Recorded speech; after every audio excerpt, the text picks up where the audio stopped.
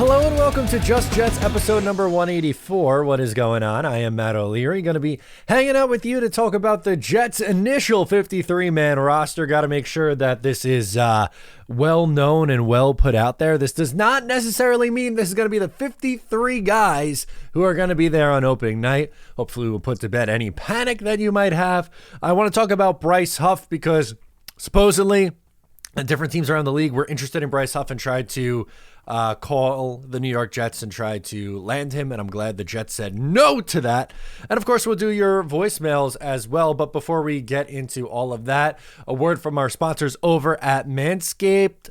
Attention fantasy football fanatics, as draft season approaches, my draft was 2 nights ago, by the way, don't neglect the most important draft pick of all, your game balls. Come on, guys. We all know how injuries can ruin a season, so let Manscaped take care of that Reggie Bush of yours with the skin-safe technology. This should guarantee that you have a smooth ride to the playoffs. The leaders in below-the-waist grooming have created a championship lineup with their Performance Package 4.0, and it's time for you to do the same. Join the 9 million men worldwide who trust Manscaped and get ready for kickoff by going to manscaped.com for 20% off and free shipping with my code JETS20, that is JETS20 for 20% off and free shipping. Pick yourself up something, especially maybe the Performance Package 4.0. Get the whole thing. That's my favorite, the 4.0, the good stuff. All right, let's hop into today's episode. I am excited to talk through some of the biggest surprises to me that I thought anyway when going through this roster right now as currently constructed. The big thing that came as a surprise to me is that the New York Jets are carrying 7 wide receivers. There was debate about who's going to be wide receiver 6 when Corey Davis was here. Is it going to be Gibson? Is it going to be Brownlee? Is it going to be Irv Charles, Malik Taylor, Alex Erickson, Jerome Knapp? Cap, you go right down the line. It was like, is it this guy, this guy, this guy? And then we got to the point where it's like, oh, well, it's going to be hard to figure out this roster. Maybe they only carry 5 guys. Maybe only 5. Well, they said, strike that. Corey Davis leaves, and instead we're going to carry 7 wide receivers. So not only do the main 4 make it, the main 4 being Wilson, Lazard, Hardman, and Cobb, but you get Jason Brownlee, Xavier Gibson, and Irv Charles. Irv Charles makes the squad. That was a little bit of a surprise, no? I thought 6 was probably pretty likely. That Gibson's spot, because of how he performed in the preseason and what he's able to add on special teams, that wasn't a surprise at all to see him make it.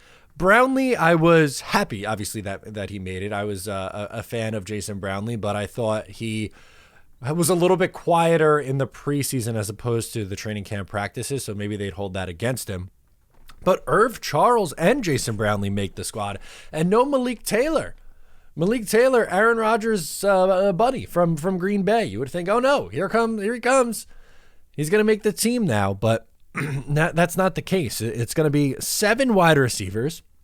It's going to be Gibson, Charles, and Brownlee. And now again, in a perfect world, I would really like the Jets to make a addition at some point for this wide receiver room. I still think that's necessary.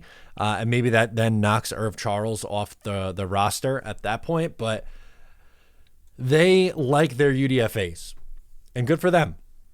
Honestly, good for them, to Joe Douglas for finding these guys as undrafted free agents. It's not easy to find guys in the draft, let alone undrafted free agency. And they found, guys who they really like a lot, so much so that they're willing to give a roster spot to on a team that is competing for a Super Bowl. So that's really exciting. Again, Gibson with his special teams ability, and man, did he really show out in that game against the Giants. He looked good. Brownlee, is that jump ball, big body guy who can, make those insane catches. And Irv Charles, kind of similar to Jason Brownlee, but I think Brownlee has more yards after the catch ability, so that's how I differentiate the two. The semi-interesting thing, when the Jets were cutting this thing down to get this roster to 53, they took a very interesting approach. They were sitting at 55 for most of the day yesterday. Pretty much everyone knew that it was going to be, who the 55 guys were. they just had 2 more cuts to make. And of course, I wanted to do a live stream, so I went live at 3 o'clock, knowing that at 4 o'clock, the New York Jets, that's when the decisions are made. That's when it has to be sent into league by, figuring at some point we will find out. I was on for about an hour, 38 minutes, over an hour and a half. Finally, I was like, you know what? I guess, enough's enough, because I have to record just Jets, and then I have, Talking Jets at 8, and then Hard Knocks, and then the Hard Knocks live stream after. And eventually I'm like, I got to hop off. I got to eat something. I got to record the show. I got so much left to do. Like, okay, now's enough time. I gave it an hour and a half, almost hour 45. Let's hop off and, get prepped. No sooner do I hop off, do we find out who the New York Jets actually decided to cut. That's always how it goes, isn't it? But it was Thomas Morstead and Nick Bawden. And now, naturally, because that seems weird to the naked eye, you would think, oh my God, Morstead and Bawden cut. I thought the Jets were carrying a fullback, Matt. Who's going to punt the football? Are they going to have Greg Zerline do both? What's happening? What are they going to do? Breath. Take a breath. That's what I said to everyone who sent a message in a panic. Friends, family members, DMs. And this was my response, is that it's simply a paper move. Meaning they have to get to 53. Then they could put people on injured reserve or the PUP list and all that good stuff.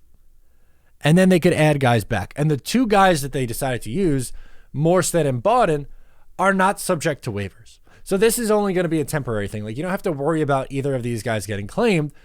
It was, I'm assuming, very well known by Morstead and by Bawden what the plan was going to be. That this was going to be the move. And especially because pretty much right after the news was tweeted, you had Morstead tweet out RELAX, relax. He knew the drill. He knew what he was getting himself into. So, well, it was strange. And that's not what I was necessarily expecting when the Jets were cutting it down to 53. That's what they end up doing. A couple other things of note that I want to talk about from this roster getting trimmed down to 53 guys is a couple of minor surprises, because I think for the most part it was pretty well understood how this thing was going to go for the New York Jets, who was going to be on the 53-man roster, and what spots, how many guys they were going to carry. Like, the 7 wide receivers is a tad on the surprising side, but really I think the biggest one was Kenny Yeboah over Zach Kuntz. Now, Green Bean somewhere, I know he's listening. He listens to every episode. I love him to death, and I appreciate him for that. He's got to be smiling somewhere, because Kenny Yeboah is his guy. That's been Green Bean's guy for years. So even when he was back at, what was it, Ole Miss, I believe he went to? Love that. So he did enough to make this roster. And over Kuntz was a big surprise, because they are obviously, by the time I'm recording this, there's no news or updates on if these guys are going to get claimed or where they're going. But the plan is for Zach Kuntz to go on the practice squad. But to me, I understand the Jets willing to take this risk that if he does get claimed, and I think there's a chance that he does, they're okay with it. It's a 7th round pick. It's a dart throw. They took a chance. They brought him into camp. They brought him in for an offseason, training session and all that, the whole 9 yards. We know what, everything he went through with the team. And at the end of the day, he was not one of the 53 best guys on this roster. And I believe that. I genuinely do. Sometimes they get it wrong. Sometimes, GMs and teams, they cut someone and you go, I don't know about that one. He probably should have made it, but maybe because of politics, he doesn't get in, blah, blah, blah. Kuntz had the politics over Yeboah, technically, because he was a draft pick, right? But he wasn't one of the best 53 guys. Just plain and simple, was not. He's a developmental guy. And then maybe you could say to me, well, they shouldn't have drafted a developmental guy. And maybe that's a different conversation for another day. But I think it's fine with the dart throw. It's a 7th round pick. I'm not crying about a 7th round pick. I'm really not. If someone claims him, they claim him. It is what it is. In a perfect world, you'd like to stash him on the practice squad, and maybe, just maybe, he could develop into a red zone target, a red zone threat. He is not a prototypical tight end. He will never be a prototypical tight end. He is essentially a big slot who is a toy, because he is a freaking height. He's 6'8", and just can make these unbelievable acrobatic plays. He's incredibly athletic for his size, which is a common Joe Douglas and Robert Saleh theme, but he is the 5th best tight end on the team. Simple as that. No doubt that he's not even a top 3. I think that's really the bar for me anyway. That he's not better than Conklin. He's not better than Uzama. He's not better than Ruckert. And Ruckert's the one who's taking the step. We've seen it in training camp in the preseason, and they used a 3rd-round draft pick on him. And with Conklin and Uzama, they can get out of the contracts after this year.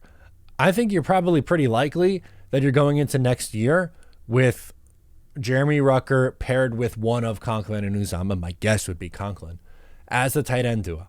And they start to get mixed in some of the younger guys. And that's okay. That's what happens. You bring in a guy for a couple of years to be a veteran, holdover, help change the culture, hopefully win a Super Bowl and win some playoff games, do something. And it works. But that was a little bit surprising, right? Kenny Yeboah over Zach Kuntz. You would have thought, if they're going to carry a 4th tight end, it's got to be Kuntz, even though he probably wasn't necessarily deserving of it, but he was a draft pick. Jets didn't do that. I don't blame him for it. I really don't, because I don't think he was one of the Jets' best 53. Something else that was relatively surprising was that the Jets ended up carrying 5 linebackers instead of 4, and both Chaz Surratt and Zaire Barnes make the team. Now, I'm excited about that. I think Barnes flashed in the preseason. I thought he looked solid. He was running around making plays. Specifically, the game against the Panthers, I think he looked the best. But after Hard Knocks Episode 1, it became very, very obvious how much Robert Saleh likes Chaz Surratt. And there's always those guys, the bottom of the roster guys. And that's not a knock on Chaz Surratt. He has a role. He's a depth linebacker, special teams guy, like all that. You need all 53 to have a role on your team. But this is one of Saleh's guys, and he was able to fit him in, so I'm sure he's happy about that. You would have to think that Robert Saleh has to be thrilled that he was able to figure it out to get both those guys. Now, I am a little bit upset that Trey Dean had to be sacrificed for Chaz Surratt to make this team, but that's another one that I'm hoping makes it to the practice squad, because I think they have something there in Trey Dean. So, of guys who were released, I'll list off some who I think have a chance to be claimed or to end up somewhere else. Dean, Kuntz, Tristan Colon, definitely. Maybe Malik Taylor or one of the wide receivers, I would say. Bam Knight, definitely. I'd be surprised if Bam Knight ends up back with the Jets. I would. I like Bam, but I think someone's gonna claim him. If not, I hope none of those guys I just listed off get claimed. That'd be great. Put them on the practice squad. Sure, I would love that. But that's not always the reality. The Jets lost a bunch of guys last year to these claims, and it very well could happen again this year. Something else I wanted to get into before the voicemails is supposedly there was interest from a bunch of other teams around the league on Bryce Huff. Bryce Huff is someone who I don't think the New York Jets should trade. And I've said this a lot because every once in a while, really in like the last year or so, it was the Jets have an abundance on the defensive line. They drafted Will McDonald. Well, they drafted Jermaine Johnson, then they drafted Will McDonald. They're only using this guy sparingly. Why not flip him for a pick? And if this was 3 years ago, right, and you're staring a 6-11 season in the face or something like that, and you know that you're a couple of years away from competing, fine. You're not going to sign him. Take the draft pick. Take the draft pick. Let someone else pay him.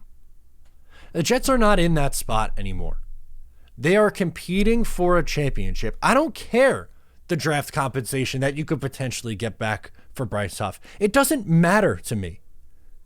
Because moving Bryce Huff hurts your chances of winning a championship in 2023.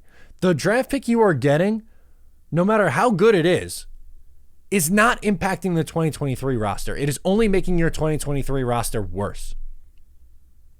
And if your goal is to get Aaron Rodgers and your goal is to compete for a championship, you can't do things to then make your roster worse. You can extend him in season, which I would highly consider doing because Carl Lawson's likely a goner after this year. You could have JFM and Will McDonald be, strike that. JFM could also potentially be gone. I meant Jermaine Johnson, JJ and Will McDonald as your ends, with Bryce Huff getting mixed in a healthy amount. You have the perfect pipeline now to rotate these guys in, and there is not a better situational pass rusher in the NFL than Bryce Huff, who had 36 pressures last year on just 191 snaps. All this guy does is on third and fourth down, especially, get after the quarterback. When you are trying to compete for a championship and when you have leads late in games and you're trying to close out games, you're going to put in these guys. You're going to have these packages where you get your speedsters out there and let them go. Is he an every down player? No. He's not a good run stopper. I'm not saying he ever has to play 70% of your snaps. But he is a damn good rotational player who is going to help you try to win a championship this year. I am so tired of the fans who are like, oh, well, if you could recoup draft picks for next year, or what are they going to do when Aaron Rodgers retires? Or, well, what about when you have to pay all these guys? Who cares? I don't care. We have watched garbage football for 12 years, missing the playoffs from 2011 through 2022. Stop worrying about things that don't matter right now. It's not going to do you any good. Enjoy what is lined up to be one of the more enjoyable seasons in recent Jets history. Probably their most enjoyable season since 2010. The only little inkling of enjoyment that you could have got in the last decade plus was the first half of last year and 2015. That's it. Pretty much for the most part, everything else is a disaster. 2011, they crapped the bed down the stretch, stunk in 2012, boring teams with Geno in 13 and 14. 16, they tried to run it back with the 2015 crew, and they all hated each other. 2017 tore it down to the studs. 2018 and 19 and 20 had a young quarterback in Sam Darnold, the Todd Bowles and Adam Gase, an abysmal roster. And then you had Zach Wilson for his rookie season. He gets hurt. The team stinks. Salah's defense was terrible. They take a little bit of a step forward. And now we're here. Enjoy it. For the first time in your life, enjoy excellent quarterback play. I don't care about not getting a draft pick back potentially for Bryce Huff. And, oh, what if you lose him for nothing? You get a comp pick if someone pays him. What if you lose him for nothing? You're not going to lose him for nothing. And maybe you'll extend him. Or maybe, you know what? Even if, let's say he does walk in free agency and you do lose him for nothing, even though you're going to get a comp pick back for him.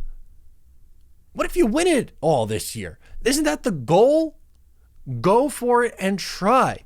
When the confetti's falling down, I'm not going to be thinking about, Bryce Huff might walk for nothing, or what are they going to do with it if Rodgers leaves in a year? What's the plan at quarterback then? Or oh my God, what are you going to do about that? Stop. I am begging you, please, to stop. It drives me absolutely insane. Just focus on what's in front of you. They set themselves up for a window of opportunity with Aaron Rodgers, and the best way to capitalize on that window of opportunity is with Bryce Huff on the roster. I know I kind of went off on a tangent a little bit, but it all kind of links back to the same thing. Stop living in the mindset of when the Jets stunk and were under 500 and trying to recoup value and trade everyone away. It's not like when they were trading, Jamal Adams, Leonard Williams, Sam Darnold, all these guys, and building the pick. No, this is what you acquire assets for. This right now. Enjoy it. Please just enjoy it. With that, let's get into your voicemails. First one, we're going to go out to Blaze, who is calling in. He has a little bit of a nickname. That's where we're going to go with. The nickname for the Jets defensive line. Blaze, what do you got? Matt, this is Blaze Lampman from Fonda, New York. My last name is Lampman. My first name is Blaze, Blaze. Welcome, Blaze. I think I have the perfect name for the Jets defensive line. The Monsters of Destruction. MOD for Monsters of Destruction, short Mod Squad. All right, my phone number. Oh, no, we don't have to give out that phone number on the show. I don't know if you want to do that. Put that out on the show. But, all right, the Mod Squad. Monsters of Destruction. Pretty good. Pretty good. I don't like the idea of the Sack Exchange 2.0 because I think, like, when I think Sack Exchange, I think of the 80s era Jets. I think this should be its own thing. Mod Squad. There was another, someone on the Jake Asman show had a good one. It was like the Gotham Giants or something. Not the Giants, but Green Goblins. Something. It's interesting. But Mod Squad. Monsters of Destruction. That's pretty good. That's a pretty solid one. I like that. Yeah, this unit has to have something. I don't like the Sack Exchange. I don't like rebooting things you already had. Sack Exchange is Klecko, Lions, and Gastineau and Abdul Salam. That's the Sack Exchange. It's not, this unit. This is its own thing. We got to let it be its own thing. We can't just continue to just run back all these things that we've tried in the past. Let's do up next. We have, and thank you, Blaze, for calling in. Appreciate it. Let's go to Brian in Florida, who wants to talk about Davis retiring and some potential options. Okay, let's do it. Hello, Matt. I'm a huge fan of your show. My name is Brian from Florida. Thank you, Brian. I have a question. Since Corey Davis retired, what are the odds of maybe the Jets getting Jarvis Landry or Brian Edwards? He's young and has a bunch of talent. What are the odds of Jets maybe finding someone to replace him? Because receiving depth is now a concern. Yeah, I agree that the receiving depth is now a little bit of a concern. I would hope that they take a little bit of a bigger swing than a Jarvis Landry or Brian Edwards. Jarvis Landry, he would pretty much be your slot receiver. He didn't play a whole lot last year, only 9 games last year, 272 yards in 9 games, had 570 in 12 last year, but, really solid receiver from 2014 through pretty much 2019, 2020, but is beginning to fall off a little bit. I don't know I think there's a reason why he's still available. Injuries have kind of taken over at this point in your career. And, slot receivers over 30 years old who are a little bit on the smaller side isn't usually ideal. As for Edwards, he had like one okay season, but now he's going to be on his 3rd team in 4 years? How many? He's been in the league since 2020. He had 193 yards, 571 in 2021, traded to Atlanta, played in 7 games for Atlanta, had 15 receiving yards on 3 catches, and was just cut. I don't know. Something's off there. I don't think I would touch that one. I don't think I would touch that one with Brian Edwards. There's definitely talent there. I remember in the 2020 draft doing the prep, I liked him as a mid-round receiver, but I don't think that's the move. That's not the direction that I would go. I would hope the Jets would take a bigger swing. It doesn't have to be a Mike Evans or a Devontae Adams. I think that would be really nice, but I would hope it would be for a little bit more of an established wide receiver who has a little bit more something left in the tank. I don't. That's kind of bargain bin shopping for me at this point. Let's go to. Let's go out to John calling in from Tennessee, and he has a trade option or wants to talk about trade options. All right, let's do it. Hey, Matt, this is John out of Tennessee. Been a while since I've called. I just recently watched your clip talking about the good options for wide receivers, whether it be via trade or cut candidates. And there's one that I thought you might have not thought about, and I haven't really seen anyone think about. And honestly, it's kind of like Devontae. I don't think it is doable necessarily because I don't know if we have what they'll want for him. But if we're talking about Devontae, I think he's just as desirable and just as available as Devontae will be for this team, and that is Cooper Kupp. You look at him, he's a top flight wide receiver who did amazing things with Matthew Stafford, and I certainly think Aaron Rodgers is still better than Matthew Stafford. Yep. So I think he'd be able to do amazing things with this offense, and he's the kind of rock runner that he's a far upgraded version of Randall Cobb at Randall Cobb's peak. So I really think that'd be an interesting addition for another team that we're looking at and saying they're going to be pretty bad this year probably, and could be at the trade deadline, kind of like Devontae Adams, looking at what they might be able to get for him. I think it would take a lot. I think we'd be looking at, a second-round pick this year and a first-round next year maybe. I don't know, but if back in Devontae, I feel that that's someone who I haven't heard Jets fans talking about at all that personally I think would be a really interesting option. So just curious your thoughts, and as always, go Jets. Thanks, Matt. Yeah, absolutely. Absolutely. Thank you so much for calling and checking in. Yeah, I was just pulling up Cooper Kupp's numbers. I mean, he only played 9 games last year, but he had 812 yards and 6 touchdowns. The guy was an absolute stud even when he was out there. I would love having Cooper Kupp on this team, the 1,900 yards and 16 touchdowns the year before. But even with Jared Goff, he had 974 and 3, 1,110, 566 in 8 games, 869 and 5 touchdowns. His first year in the league in 2017. He's a good one.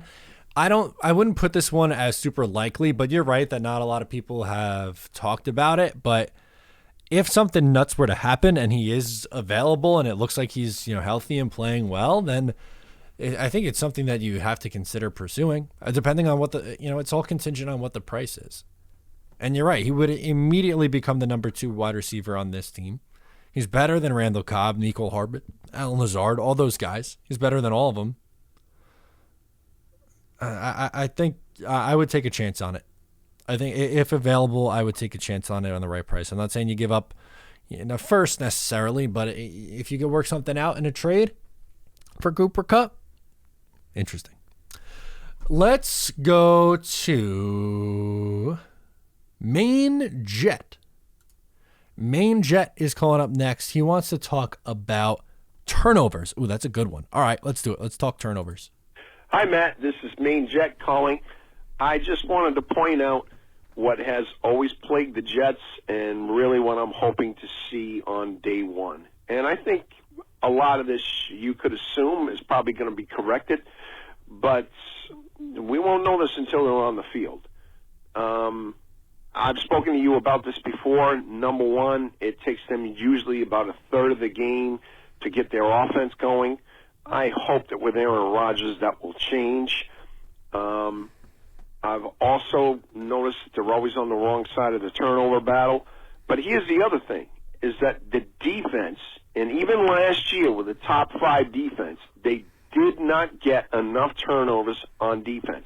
We need more opportunities with the ball. We need to force more desperation throws, various things like that. Interceptions, force mistakes, force opponents to make mistakes, and that's how you win ball games. So bottom line is they're notoriously slow starters, okay, and they don't get enough turnovers. And that's really what I'm hoping to see right off the bat, is that because I do believe that their defense is going to be better than it was last year. I don't know how much better you can get. I mean, they were 4th overall last year as far as what I read. They could go up a little bit, but they just didn't get enough turnovers, even the way that they were. So that's got to change, and I really hope that the offense starts faster. Anyway, want to know what your thoughts are, and go Jets. Yeah, you're 100% right that if you were to find a flaw with this defense, it would be the turnover battle and not creating enough turnovers. What I think will help the New York Jets is honestly a couple of things. Number one is they will have a better offense. So their offense will put up more points. And you might be saying, well, what does that have to do with anything? We're talking about defenses and creating turnovers. Well, number one, the quarterback probably won't turn the ball over as much, which should help you win in the turnover differential department. But putting up more points will then lead to your opponents having to throw the ball more. These teams against the Jets last year, and especially down the stretch, were not put in a position where they were getting into shootouts or where teams were having to come back in games. It was long, draw it out, like a lot of run the ball, a lot of conservative play calling. That's not going. Opponents aren't going to have that luxury anymore against this team. They're not. They're going to have to try to throw, and that's when you send the dogs loose. of all the, those pass rushers that you have. And that's when you have Sauce Gardner and DJ Reed in your secondary be able to make plays. And that's, I think it's going to go hand in hand, is a better offense, scoring more points, making your opponent throw the ball more against you, and go from there.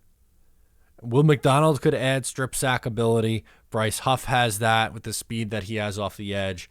I think they will create a little bit more turnovers. I don't know if you're going to see Sauce Gardner with a 9 interception season, but I think we will see, I don't know, maybe 4 or 5 from Sauce and another 4 from DJ Reed, and that's better than the 2 and 1 that it was last year. Michael Carter had a couple, and hopefully Tony Adams roaming back there at free safety could get in the mix a little bit. And make some plays back there. But that's a good one. And starting fast, I think Rodgers will help, and Nathaniel Hackett, because LaFleur's opening scripts were terrible. They were not very good. I was a fan of Mike LaFleur, but that was one of the things that was indefensible, was his opening scripts. The one thing that Adam Gase had going for him was his opening scripts. They were great. Once they got off script, it was over. Let's close out from our best buddy. Billy Bilstein is upset about Trey Dean. Billy? Oh, no. Hello, Matthew O'Leary. He's back. This is Billy Bilstein again. Long-time listener, second-time caller. Now, I would like to follow up on the releasing of Trey Dean. Now, I did not complain or get upset when Joe Chipman was not injured. That's good news. But you got to be kidding me, Matthew O'Leary. Why would they release a man like Trey Dean and keep a guy that's named after a famous cookie? Amos should not be on the roster instead of Trey Dean. I understand Aston Davis and why he's good on the special teams, but I want you, Matthew O'Leary, to explain why Trey Dean was released in favor of Amos. You tell me why that happened, Matthew O'Leary. And also, why do people call people with orange hair redheads? I always wanted to know. Thank you. Billy Bilstein.